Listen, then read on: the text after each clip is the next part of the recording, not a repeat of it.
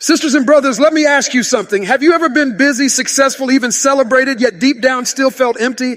Have you ever wondered why the applause fades, why the possessions don't satisfy, why the victories don't last? It's because you were not created for temporary thrills. You were created for eternal meaning. And until you discover the source of that meaning, life will always feel like a puzzle with a missing piece. Today, I want to show you how to find the meaning of life that lasts.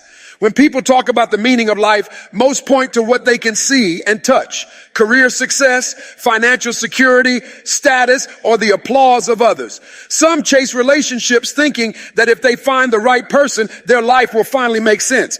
Others pursue pleasure, traveling from one experience to the next, hoping the thrill will fill the emptiness inside. But no matter how hard people chase, there is always that gnawing feeling that something is still missing. The problem is not that these things are inherently wrong, but that they were never designed to carry the full weight of your soul. Meaning doesn't come from what you collect. It comes from who created you. And until you understand that, life will always feel like a puzzle with a missing piece. Think about it like this. If you buy a smartphone, but never connect it to power or activate it with a service provider, you'll only use a fraction of what it was made for.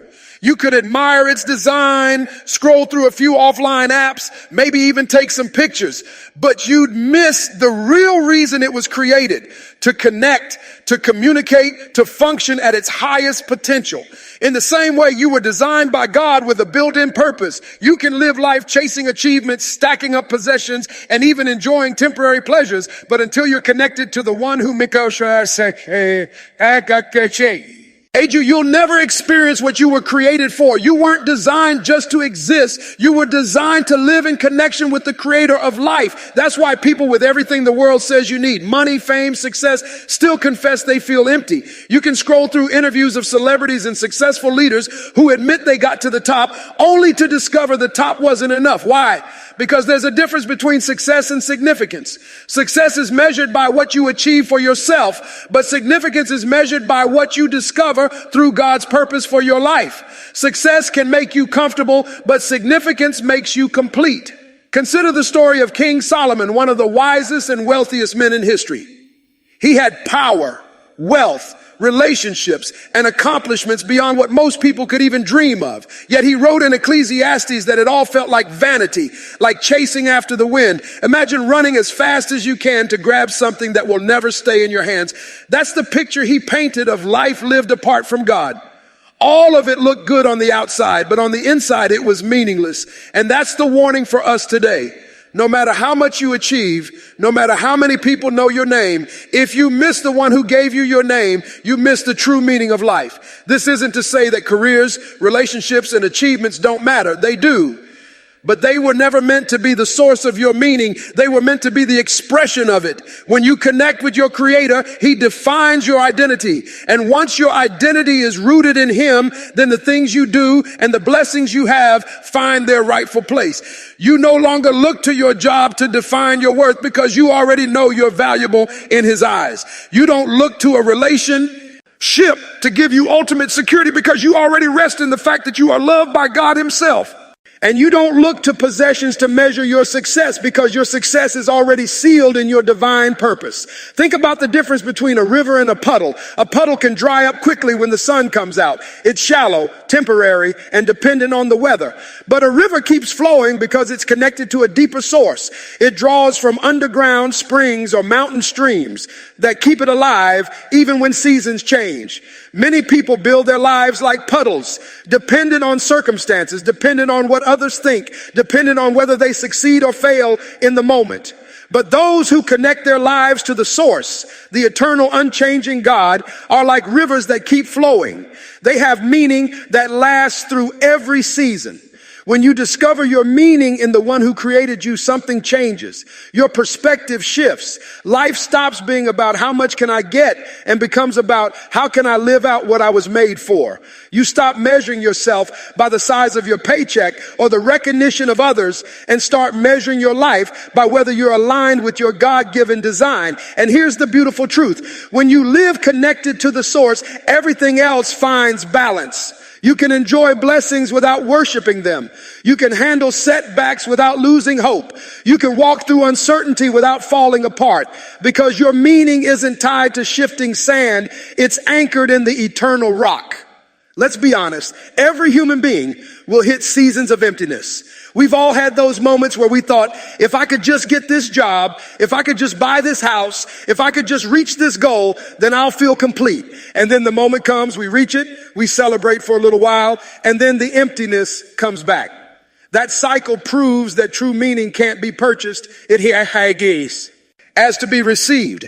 It comes when you surrender to the one who knows why you were created in the first place. You can't find your true purpose apart from your creator any more than a fish can find life outside of water. The fish may flop around on the shore, but it can't thrive until it's back in the environment it was designed for. You were designed for more than this world. You were designed for him. This is why meaning can't be stolen by circumstances. If your meaning is built on your career, then losing your job shatters you. If it's built on wealth, then financial struggle destroys you. If it's built on relationships, then rejection or loss breaks you. But when your meaning is built on your creator, you may lose things, but you never lose yourself. You may go through storms, but your anchor holds. You may face setbacks, but you still know your life matters, because your identity isn't tied to what's around you. It's tied to who is within you. And this is the challenge for all of us. Stop looking to the surroundings for what only the source can give. Stop trying to squeeze eternal meaning out of temporary things. Start living with the awareness that your life carries a divine signature. You were intentionally designed. You were intricately made, and you were placed here for a purpose that cannot be filled by applause, possessions, or achievements. The true meaning of life is not something you chase down in the world. It's something you receive when you come back to the one who made you. We live in a time where everything is about the immediate. People want instant gratification, quick success, fast results, and immediate recognition. You can see it in the way we scroll through social media, seconds of attention before we move on to the next thing. You can see it in the way people handle relationships. When it doesn't instantly satisfy, they move on to the next person. You can see it in careers. If it doesn't pay off right away, they quit and look elsewhere. The entire culture is addicted to the temporary, as though what's here today will always be here tomorrow. But here's the problem. Everything that is temporary eventually fades. Beauty fades, strength fades, possessions deteriorate, achievements are forgotten. Even the applause of people is temporary, because the same crowd that cheers you today may boo you tomorrow. If you want to find the meaning of life that lasts, you can't anchor it in things that don't last. Think about building a house. If you build it on sand, no matter how beautiful it looks, it will collapse when the storm comes. The foundation determines how long it can stand. And that's exactly how it is with our lives. Too many people are building their meaning on sand, the shaky ground of popularity, wealth, career, or approval. They work hard, they achieve a lot, but when storms come, when health declines, when money dries up, when relationships fall apart, their sense of meaning collapses with it. Why? Because they built their foundation on something temporary. If you want your life to mean something beyond today, your purpose must be rooted in something eternal. Eternity changes the way you live in the present. When you anchor yourself in eternity, you begin to see life through a different lens. You realize that everything you do here is connected to something bigger, something beyond the moment. That's why some people can endure trials with peace, because they know the trial is temporary, but their purpose is eternal. That's why some people can give generously even when they don't have much, because they know their investment isn't just in this world, but in a world that lasts forever. When you see life through the lens of eternity, your priorities shift. You stop asking, how much can I gain now? And you start asking, what will matter 1,000 years from now? The danger of living for the tempo rarely is that it tricks you into thinking you're winning when you're actually losing. Imagine running a marathon but stopping at mile 2 to celebrate because you reached the water station. You'd look foolish celebrating as though the race were over when the finish line is still far ahead. That's how it looks when people celebrate temporary achievements, as though they are the ultimate meaning of life. The money you make, the titles you earn, the houses you buy, those may be good things, but they are only mile markers, not the finish line. If you mistake them for the ultimate purpose, you'll spend your life exhausted, celebrating things that don't last and missing out on the victory that truly matters. One of the most sobering realities is that death exposes the emptiness of temporary pursuits. No matter how much you accumulate, you can't take it with you. History is full of kings and emperors who were buried with treasures, weapons, even servants, thinking they could carry it into the next life. But those treasures still sit in tombs and museums because they couldn't cross over. Death strips away everything that is temporary and leaves only what was eternal. That means the true measure of meaning isn't what you gain in this life, but what carries beyond it. And the only thing that carries beyond it is what's connected to eternity. Consider a farmer planting seeds. Some seeds may sprout quickly but die under the sun because their roots are shallow. Others may take longer to grow, but because their roots go deep, they become strong and lasting plants. Temporary pursuits are like shallow seeds. They give quick satisfaction but wither under pressure.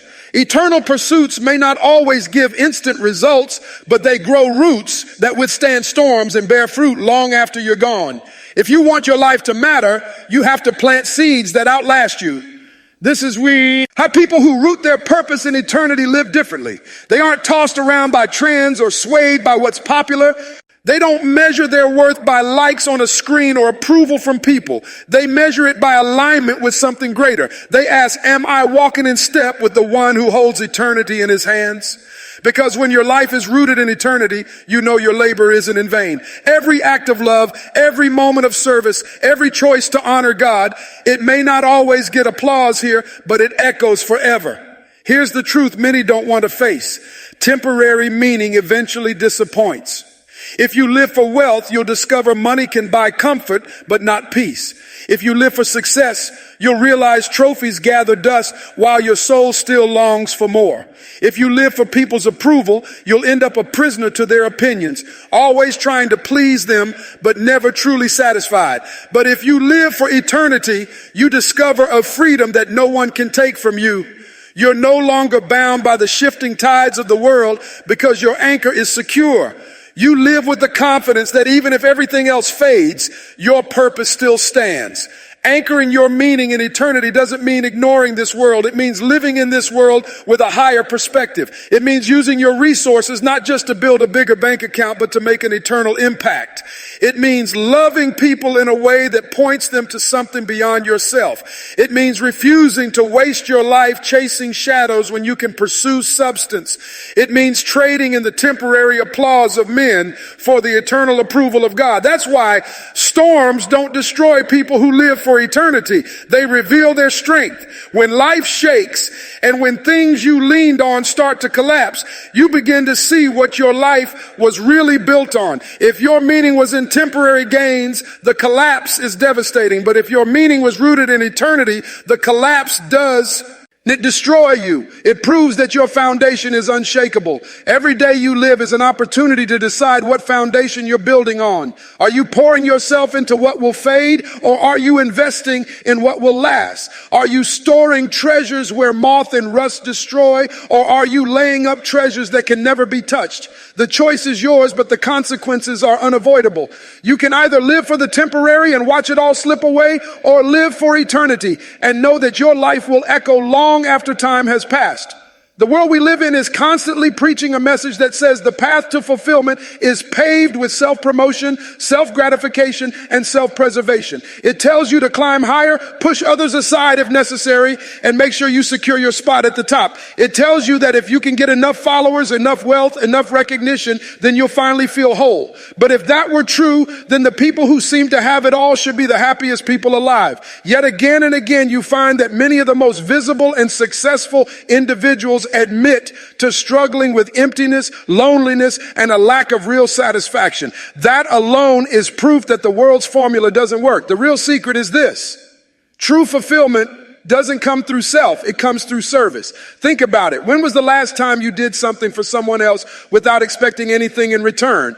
Maybe you encouraged someone who was discouraged. Maybe you gave generously to someone in need. Maybe you sacrificed your time to help someone who couldn't pay you back. Remember how that made you feel? There was a deep sense of joy and purpose that came from that moment. Why?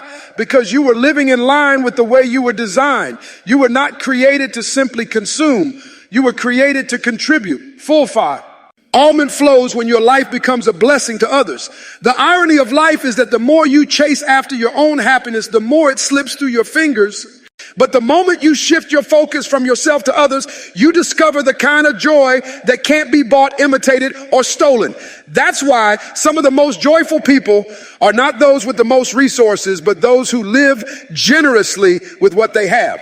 They may not have much by worldly standards, but their life is rich in meaning because they understand that fulfillment is not in accumulation, it's in distribution.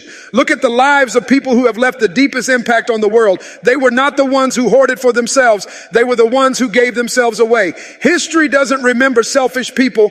It remembers those who served. It remembers the ones who poured out their lives, who loved deeply, who sacrificed for others. Their names echo long after they are gone because their meaning was tied not to self-preservation, but to self-giving. That's what legacy looks like.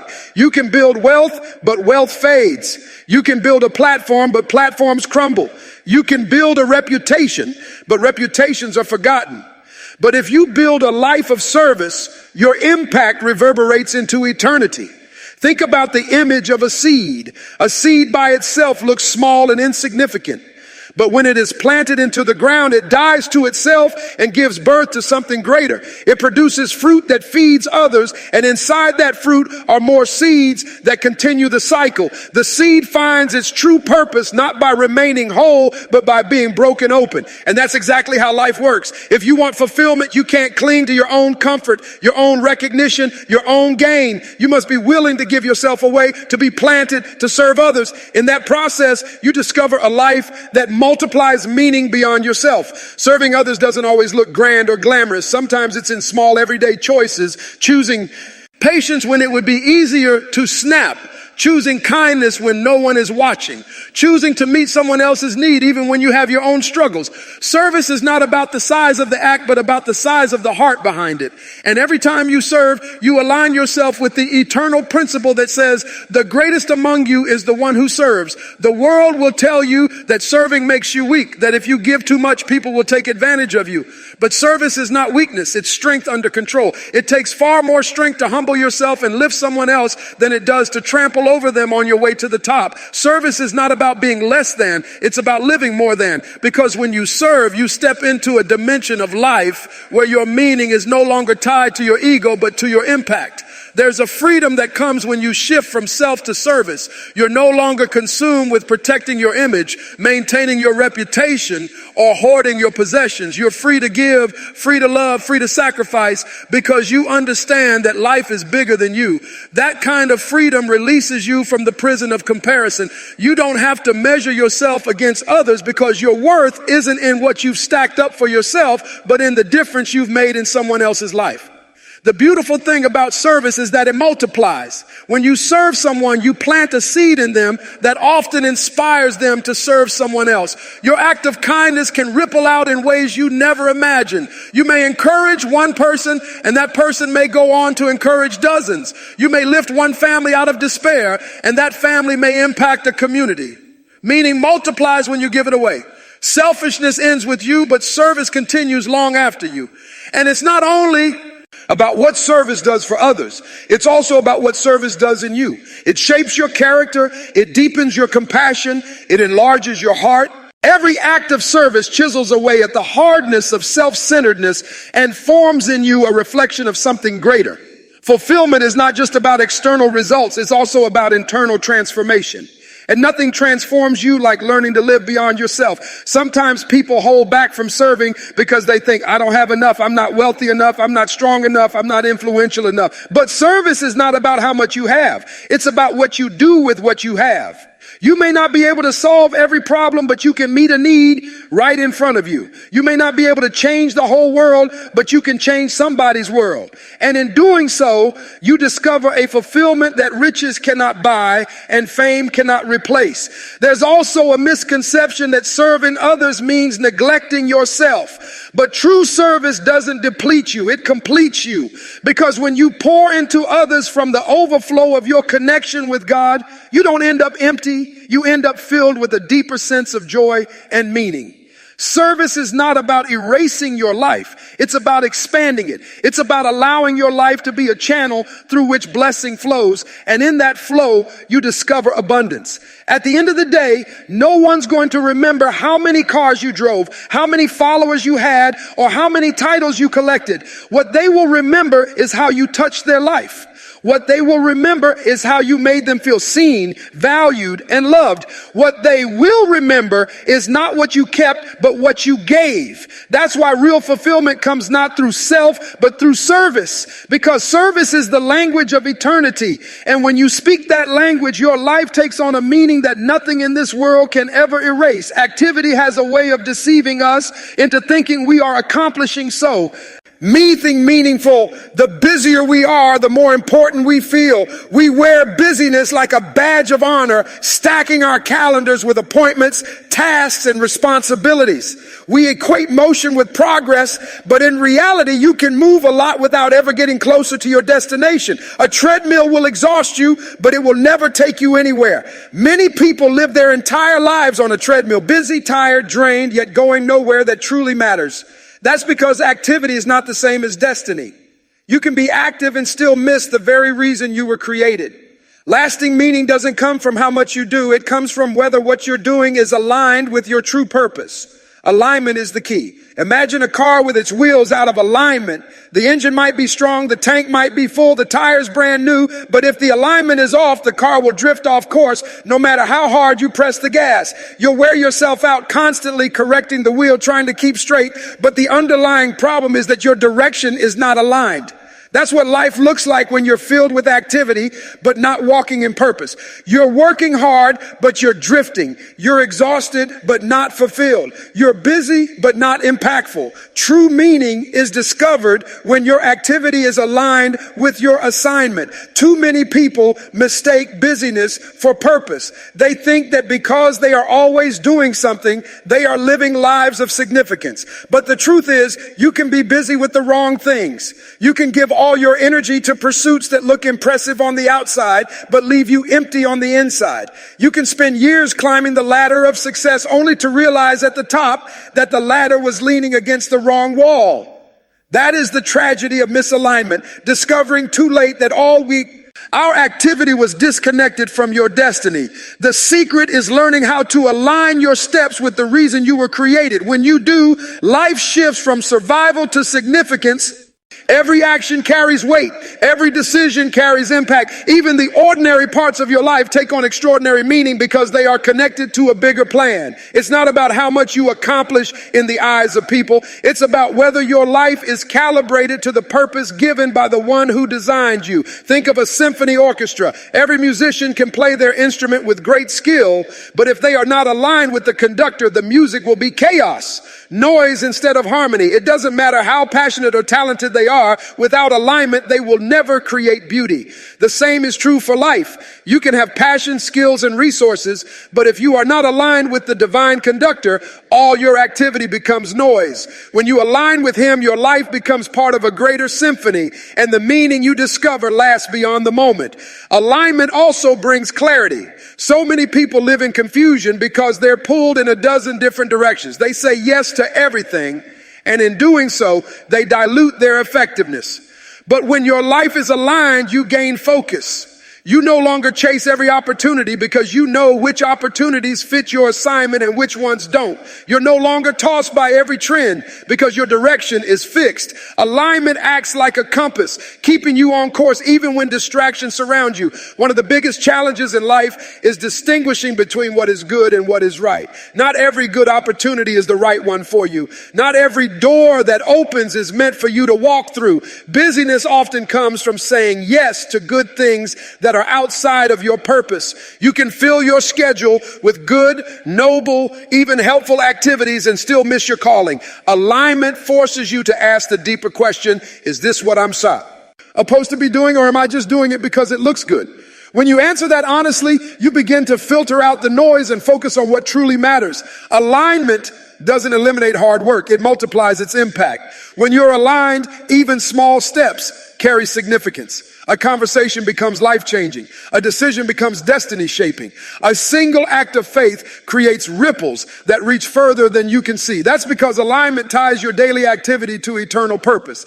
It takes the ordinary and infuses it with extraordinary meaning. Suddenly, life is not just about checking boxes or meeting deadlines. It's about fulfilling destiny, one aligned step at a time. The danger of misalignment is not always visible right away. Just like a car out of alignment may still run smoothly for a while, a misaligned life may still look successful on the outside, but over time, the wear and tear will show. Misalignment always leads to damage, broken relationships, burnout, disillusionment, and regret. You may achieve what you thought you wanted, but you'll feel the hollowness of it all. That's why it's so important to constantly check your alignment. Ask yourself, are my actions lined up with my purpose? Am I pursuing what lasts, or am I chasing what fades? Those questions protect you from wasting years on activity that doesn't matter. When alignment is in place, you can endure seasons of difficulty with strength because you know your struggles are not wasted. Pain has purpose when you're aligned. Delays don't derail you when you're aligned. Setbacks don't shatter you when you're aligned, because you understand that every piece of the journey is contributing to a bigger picture. That perspective brings peace. You don't panic when things don't go according to your plan, because you know they are still aligned with a higher plan. Alignment brings fulfillment that activity alone cannot provide. You no longer measure your life by how much you've done, but by how much you've done that matters. There's a difference between filling time and fulfilling purpose. Filling time drains you. Fulfilling purpose fills you. And that's why people who live in alignment often look content even in seasons of lack. They may not have everything they want, but they have what money can't buy: a sense of meaning that doesn't depend on circumstances. In the end, alignment transforms the way you live. It takes you off the treadmill of meaningless activity and places you on the path of destiny. It shifts your focus from doing more to doing what matters most. It reminds you that life is not about how fast you move, but about whether you are moving in the right direction. And it assures you that when you walk in alignment, even your smallest steps echo with lasting significance.